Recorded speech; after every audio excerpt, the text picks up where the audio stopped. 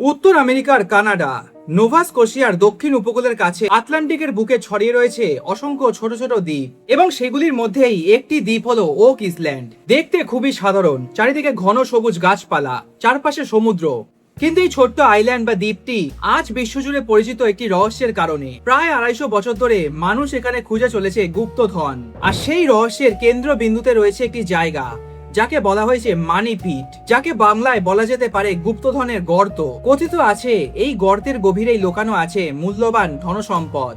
কিন্তু সমস্যা হলো, যতবার মানুষ এই গর্তের ভেতরে খনন কার্য করতে গেছেন ততবারই তাদের সামনে এসেছে নতুন নতুন বাধা, কাঠের স্তর, গভীর মাটি এবং হঠাৎ করে সেই গর্তের ভেতরে জল জমে যেত এবং ভূগর্ভস্থ কাঠামো সম্ভাবনা তো থেকেই থাকতো এবং তার সাথে থাকতো অসংখ্য রহস্যময় প্রশ্ন।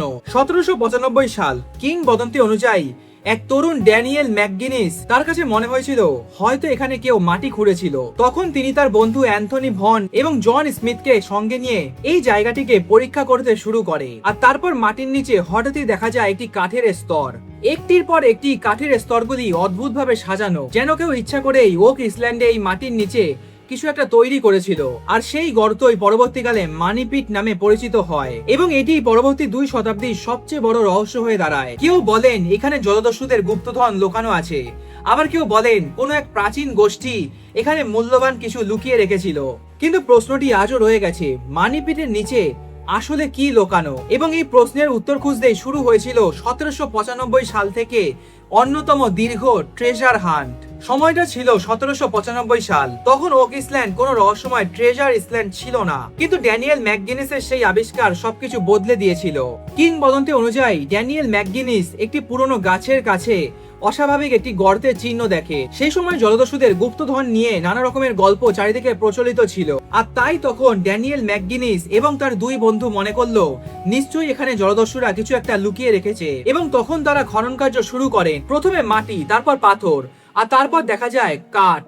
যতই তারা খনন করতে শুরু করে সেই কাঠের স্তরগুলো তাদের সন্দেহকে আরো বাড়িয়ে দেয়। যদি গর্তটি প্রাকৃতিকভাবে সৃষ্টি হতো তাহলে প্রাকৃতিক কোনো গর্তে এমন হওয়ার কোনো কথাই নয়। কিছুক্ষণ পর হঠাৎই গর্তের ভেতরে আটলান্টিক মহাসাগরে জল ঢুকতে শুরু করে, কিন্তু সেই জল গর্তের ভেতরে কোথা থেকে আসছিল তা তারা নিশ্চিতভাবে ধারণা করতে পারেনি। এরপর তারা সেই জায়গায় যতবার খনন করার চেষ্টা করেছিলেন ঠিক একই পরিস্থিতির মুখোমুখি হন, গর্তে বারবার জল ঢুকে যায়। তবে এখানেই তৈরি হয় একটি ধারণা, হয়তো মানিপিটের সঙ্গে সমুদ্রের কোনো ভূগর্ভস্থ সংযোগ রয়েছে। তাদের বিশ্বাস ছিল যদি সত্যি কেউ এখানে গুপ্তধন লুকিয়ে রাখে তাহলে সেটিকে রক্ষা করার জন্য ইচ্ছা করে এমন ব্যবস্থা নেওয়া হয়েছিল। কিন্তু এখানে একটি গুরুত্বপূর্ণ বিষয় রয়েছে, এই ফ্লাড টানেল থিওরি আজও নিশ্চিতভাবে প্রমাণিত নয় এবং এসব ঘটনাই ওক ইসল্যান্ডকে আরো বেশি রহস্যময় করে তোলে। 1795 সালের পর ওক ইসল্যান্ডের গল্প আর কয়েকজন তরুণের কৌতূহলের মধ্যে সীমাবদ্ধ থাকেনি। খবর দ্রুত ছড়িয়ে পড়ে চারিদিকে, মানুষরা বিশ্বাস করতে শুরু করে সত্যি ওখানে কোনো মূল্যবান গুপ্তধন লুকানো আছে।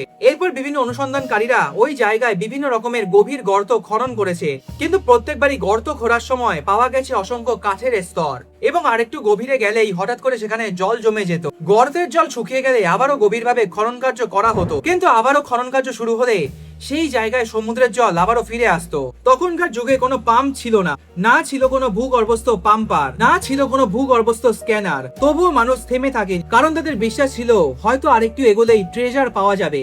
19 শতকের শুরুতে ওক ইসল্যান্ডে শুরু হয় আরো সংগঠিত অনুসন্ধান। এর মধ্যে অন্যতম ছিল অনস্লো কোম্পানি। তাদের লক্ষ্য ছিল পরিষ্কার, যে করেই হোক মানিপিটে পৌঁছানো, এবং এর ফলে তারা আগের অনুসন্ধানকারীদের অভিজ্ঞতাকে কাজে লাগিয়ে অসংখ্য শ্রমিক এবং কাঠের সাপোর্ট দড়ি ব্যবহার করে সেই জায়গায় আবারও খনন কার্য শুরু করে। কিন্তু গর্ত যত গভীর হতে থাকে ততই গভীরে কাঠের কাঠামো অথবা কিছু ভল্ট থাকার দাবি পাওয়া যায়। তারপর অদ্ভুতভাবে সেই গর্তে আবারও সামুদ্রিক জল এসে সেই গর্তটিকে পূর্ণ করে দিত। অনুসন্ধানকারীরা বুঝতে শুরু করে হয়তো সমুদ্রের জল কোন একটি গোপন পথ দিয়ে মানিপিটের গর্তে ঢুকছে। যদি সত্যি তাই হয় তবে এটি অসাধারণ প্রকৌশল। কেউ গুপ্তধন নিশ্চয়ই লুকিয়েছে, আর সেটিকে রক্ষা করার জন্যই তৈরি করেছে এই অসাধারণ জলপথ। শুনতে নিশ্চিত চমৎকার, কিন্তু প্রমাণটা কোথায়? একদিকে কিছু অস্বাভাবিক এক্সক্যাভেশন আর অন্যদিকে কোনো ট্রেজার এখনো পর্যন্ত পাওয়া যায়নি। তবু ওক ইসল্যান্ডের প্রতি মানুষের আগ্রহ কমেনি, বরং আরো বেড়েছে। মানিপিট থেকে কিছুটা দূরে আরো একটি এলাকা রয়েছে যাকে বলা হয়েছে স্মিথস কেভ। ওক ইসল্যান্ডের সবচেয়ে রহস্যময় জায়গাগুলির মধ্যে এটি হলো একটি, কারণ পরবর্তীকালে অনুসন্ধানকারীরা এখানে কিছু অস্বাভাবিক জিনিস পেয়েছিলেন, কিছু কাঠ, পাথরের স্তর এবং এমন কিছু ব্যবস্থা যেগুলোকে কেউ কেউ ড্রেনেজ অথবা ফ্লাড সিস্টেম হিসেবে ব্যাখ্যা করেছে, কিন্তু আবারও এটি হলো একটি থিওরি যার কোনো নিশ্চিত প্রমাণ নেই। কিছু পুরনো অনুসন্ধানে নারকেলের আঁশের মতো কিছু তন্তু পাওয়া যাওয়ার কথা বলা হয়েছে, কিন্তু নোভা স্কটিয়া সাধারণ উদ্ভিদ কোনো নারকেল গাছ নয়। তাহলে প্রশ্নটি এখানে আরো গভীর হয়ে যায়, এগুলো এখানে এলো কিভাবে আর কারাই বা এখানে নিয়ে এসেছিল? এইসব প্রশ্নের উত্তর আজও অজানা। অনেকে ধারণা করেন স্মিথস কেভের কাঠামো একটি ট্রেজার প্রোটেকশন সিস্টেম। মানিপিটের জল আসলে রহস্যময় ছিল, কিন্তু এই জল মানিপিটের গর্তে আসছে কোথা থেকে কেউ আজ পর্যন্ত এর সঠিক ব্যাখ্যা খুঁজে বার করতে পারেনি। ওক ইসল্যান্ড ট্রেজার হান্ট যতই দীর্ঘ হয় ততই বেড়েছে খরচ, অর্থ, সময়, দীর্ঘ পরিশ্রম এবং জীবনের ঝুঁকিও দেখা গেছে। 19 শতকের মাঝামাঝি সময় টুরুরো কোম্পানির বিভিন্ন দল নতুন করে এখানে অনুসন্ধান করতে শুরু করে, কিন্তু একই রকমের সমস্যা বছরের পর বছর ধরে চলছিল। গভীর গর্ত, তারপরে জল, ধসের আশঙ্কা। ওক ইসল্যান্ডের ইতিহাসে মানিপিটের খনন কার্যের সময় বিভিন্ন রকম দুর্ঘটনা এবং মৃত্যুর কাহিনীও ছড়িয়ে রয়েছে। আর এই বাস্তব ঘটনাগুলোই পরবর্তীকালে ওক ইসল্যান্ডের মানিপিটকে আরো বেশি ভয়ঙ্কর কিংবদন্তিতে পরিণত করেছে, এবং অনেকে এই ভয়ঙ্কর কিংবদন্তির নাম দিয়েছে ওক ইসল্যান্ড কার্স। কথিত আছে 7 জন মানুষের মৃত্যু না হওয়া অবধি কখনোই ট্রেজার পাওয়া যাবে না, কিন্তু এই 7 জনের মৃত্যুর ভবিষ্যৎবাণীটি প্রাচীন কোন নির্ভরযোগ্য নথিতে প্রমাণিত নয়। এটি মূলত সময়ের কিংবদন্তি, কারণ যে জিনিসটি এত বছর ধরে মানুষ খুঁজছিল সেটি নিশ্চিত নয়, কিন্তু সেই খোঁজে মানুষ সত্যি জীবন ঝুঁকিতে ফেলেছিল। যখন কোনো রহস্যের উত্তর খুঁজে পাওয়া যায় না, তখন মানুষরা সেই রহস্যের উত্তর নিজেরাই তৈরি করতে থাকে। ওক ইসল্যান্ডের ক্ষেত্রেও সেটি হয়েছিল। দীর্ঘ সময় পর এটি জনপ্রিয় থিওরি সামনে আসে, যাকে বলা হয়েছে পাইরেট ট্রেজার। অনেকেই বিশ্বাস করতেন জলদস্যুরা তাদের লুটপাট করা ধনসম্পদ এখানে লুকিয়ে রেখেছেন, এবং এর সাথে ভয়ঙ্কর জলদস্যু ক্যাপ্টেন কিডের নাম বহুবার সামনে এসেছে। তারপর আসে বিভিন্ন মানুষের তৈরি আরো একটি চমকপ্রদ থিওরি, সেটি হলো নাইট টেম্পলার। মধ্যযুগের এই শক্তিশালী সংগঠনকে ঘিরে অসংখ্য কিংবদন্তি রয়েছে। কেউ কেউ মনে করেন ইউরোপ থেকে যখন মূল্যবান গুপ্ত সম্পদ নিয়ে উত্তর আমেরিকায় যাত্রা করা হচ্ছিল, তখন সেই সম্পদের কিছু অংশ ওক ইসল্যান্ডে লুকিয়ে রাখা হয়, এবং এরপর এসেছে মারি আতেওনেতের হারিয়ে যাওয়া গুপ্ত ধনসম্পদের থিওরি। আবার আধুনিক যুগে এসে অনেকেই দাবি করেছেন শেক্সপিয়ারের হারানো ম্যানুস্ক্রিপ্ট পর্যন্ত ওই মানিপিটের ভেতরে থাকতে পারে। শুনতে খুবই আকর্ষণীয়, কিন্তু মনে রাখতে হবে এগুলি ফ্যাক্ট, কোনো থিওরি নয়। ওক ইসল্যান্ডের ইতিহাস এমনই কিছু থিওরির ওপর বেঁচে রয়েছে। বহুবার ওক ইসল্যান্ডে খনন করা হয়েছে, জল পাওয়া গেছে, পুনরায় আবার বড় করে গভীরভাবে খনন করা হয়েছে, তবুও সেই গর্তের গভীর পর্যন্ত এখনো অব্দি কেউ পৌঁছাতেই পারেনি। তবে এই মানে এই নয় সেখানে সরাসরি বলা যেতে পারে সেই গর্তের গভীরে জলদস্যুদের গুপ্তধন সঞ্চিত করে রাখা হয়েছে, আর তাই এই কারণে দরকার সরাসরি যাচাইযোগ্য প্রমাণ, আর সেই প্রমাণটাই এখনো পর্যন্ত অনুপস্থিত। 1795 সাল থেকে এখনো অবধি 2 শতাব্দীর বেশি সময় চলে গেছে। বহুবার এখানে খনন কার্য করার ফলে ভূগর্ভের অরিজিনাল স্ট্রাকচার অনেক জায়গায় পরিবর্তিত হয়েছে। আজকের গবেষকদের জন্য এই জায়গাটি হয়ে উঠেছে এক ভূগর্ভস্থ পাজেল।